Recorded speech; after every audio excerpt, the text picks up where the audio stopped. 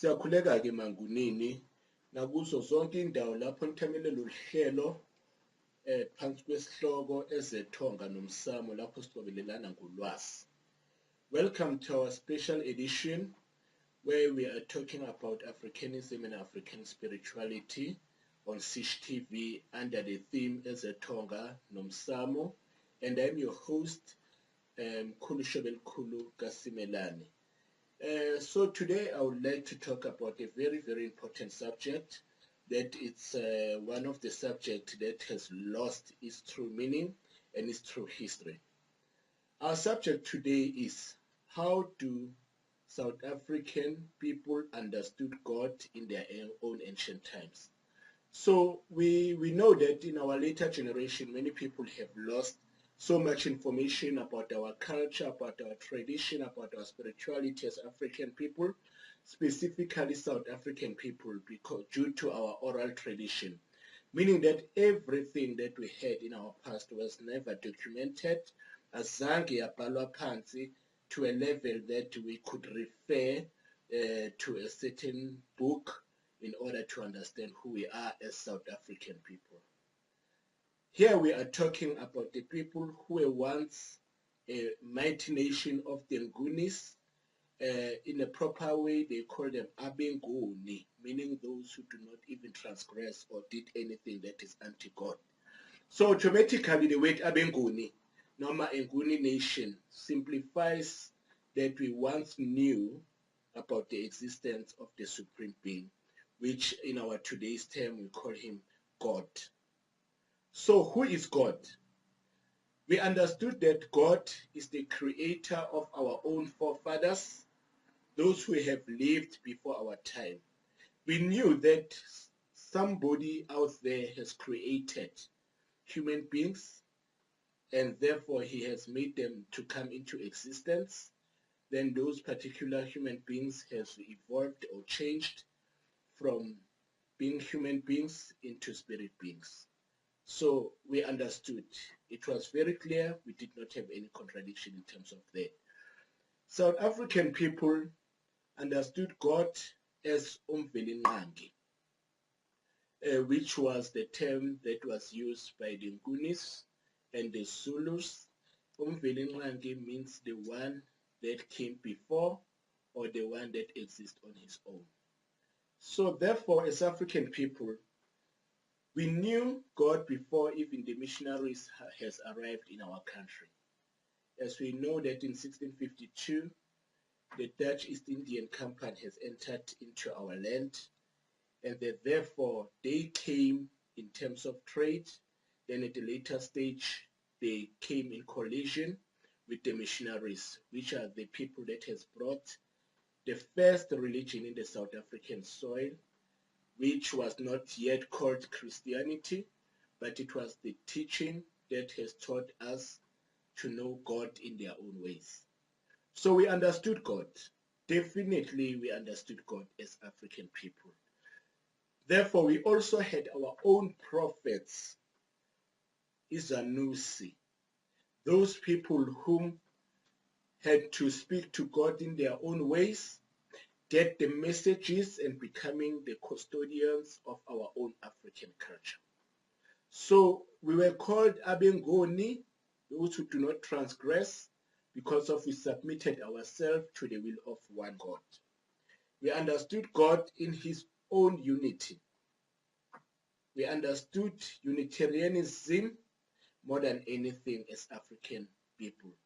What is Unitarianism? Is to believe that there is only one God, or khona nje umvenqane abe munye noma omunye, who does not have partners in decision making or decision taking.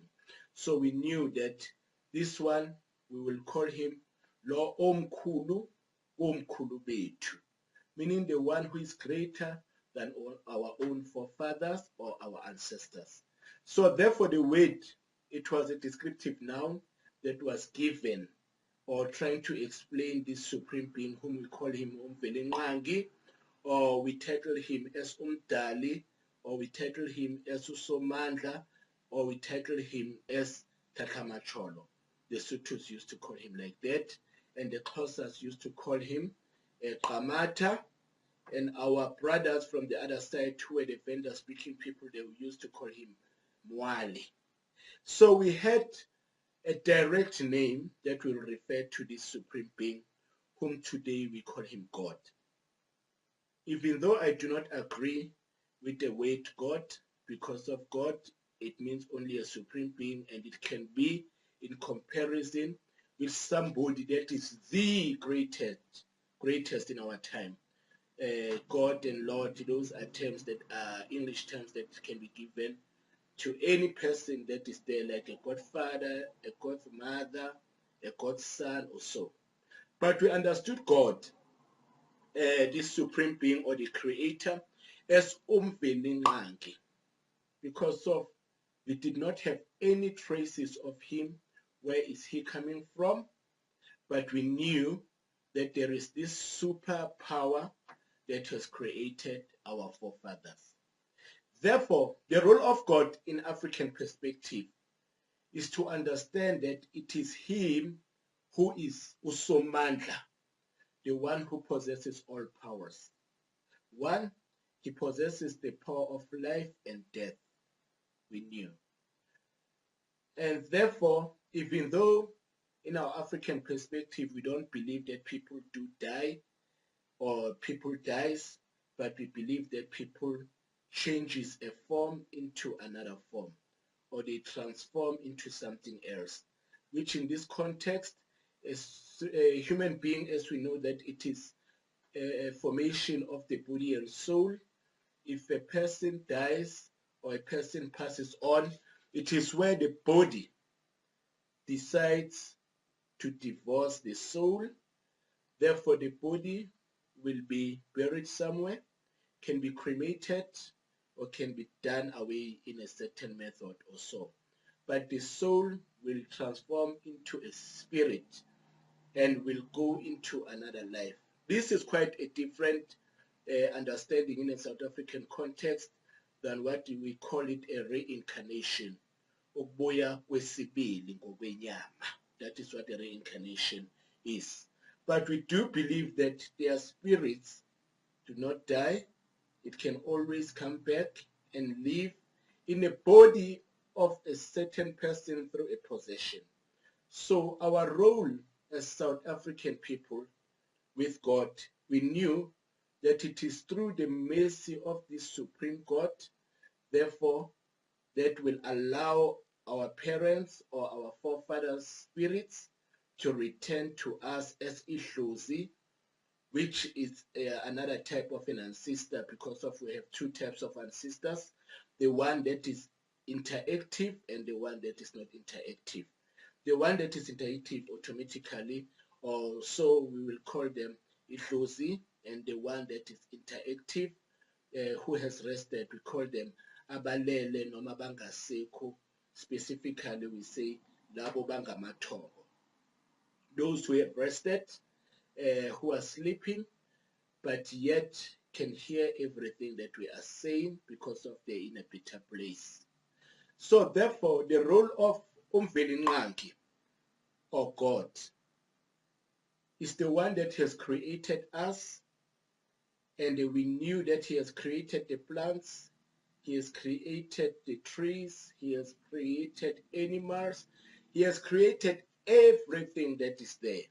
He is the source of technology, because of he has created a human being with brain to apply certain wisdom to create solution in our lifetime.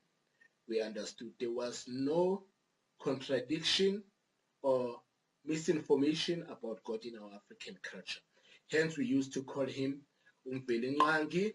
And then later on, when the white people entered into our land, they wanted to understand who is this Umvelingangi. Because of the pronunciation of Umvelingangi, it is not simple for the Dutch people to pronounce. Then we had to describe and say, this Umvelingangi, it is Umkhulu womkhulu bethu.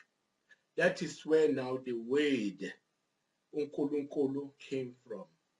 uNkulunkulu has no root letters or any root letters in our African language. it is uNkulunkulu umkhulu omkhulu bethu, then they will call him uNkulunkulu. As much as they have called our nation who were living in the past as Nguni nation, meanwhile they were called Abengoni. Abengoni means those who did not do any sin or those who did not even transgress. Why? African people used to fear God more than any person on this earth because of their culture tells a lot. We did not have to read from the Bible, maybe in Genesis 20, about the 10 Commandments, about thou shalt not commit fornication or adultery, but we knew as Africans to say, ukufeba nokuphinga kuyisono noma kuyisiqalekiso. I don't want to use the word isono as a sin, but kuyisiqalekiso noma kuyisinengiso. It is something that is not in line with this supreme being. Hence, in our African perspective, if you used to commit fornication, having sex out of marriage, then there will be penalties that we call them inhlawulo, because of you have made a certain error that is ungodly, noma okungahambelani nomvelinqangi umdali wezulu nomhlaba umlenze munye usonini nanini yena waba khona singakabi khona. Therefore, if you also committed adultery, sex out of marriage, there were solutions to avoid that. Therefore, it was said because of the population, women are more in population than men. Therefore, the solution that came was the solution of polygamy, noma isithembu, in order to solve such problems. This was done in order to respect whom we call umvelinqangi. So, Africans, fellow friends, there is no contradiction in understanding who is this umvelinqangi and the God, as I have explained it in these terms. Therefore, in short, I wanted to explain that people should not be confused. African people understood God without their religion, because of we understood God through spirituality, that we also had our own African prophets, whom we call them Izanusi, who had an ability to be the custodian of our culture, and our culture and tradition was based on holistic practice. Hence, African or South African people are known throughout the world because of their sanctity as people who are not sinners. Here I am talking about Abenguni.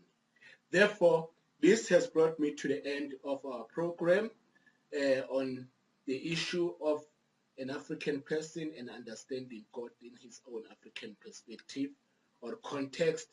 Therefore, if you like to be in touch with us, therefore you can contact us for anything in regarding to African teachings, advices, dream interpretation, consultation, spiritual healing, and everything in our institution that is called Shobel'Khulu Institute for Spiritual Healing. On our numbers where we are found is 072 912 8255. It's 072 912 8255. Or we may find on the email as ibrahim8@gmail.com. That's where we are found. We are also available on WhatsApp. If you like to get in contact with us, you are more than free. Any time of the day, we are responsive to you as our fellow friends. Eyakakhoza-ke ingane ukhoza gumede ngicela siphana abantwana basentshamazi useyaphuma-ke siyophinde sibonane ngelizayo sithi bayede kwenyama.